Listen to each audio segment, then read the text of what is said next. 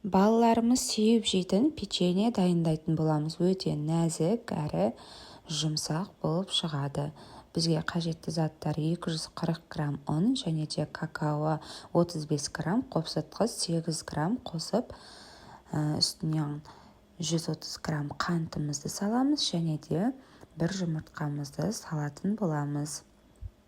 Алдын ала ерітілген сары майымызды 160 грамм сары май қосатын боламыз.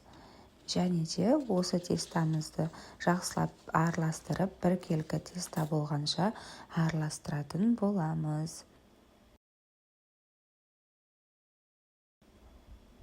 Мінекей дәл осылай араластырамыз.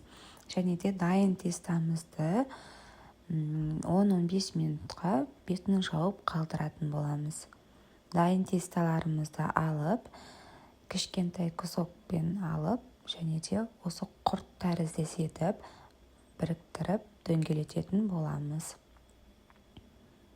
Араларын кішкене алшақтау қоямыз. Дайын тестамыздың бетіне дәл осылай етіп, 100 грамм шоколадымызды ертіп, бетіне салып шығатын боламыз.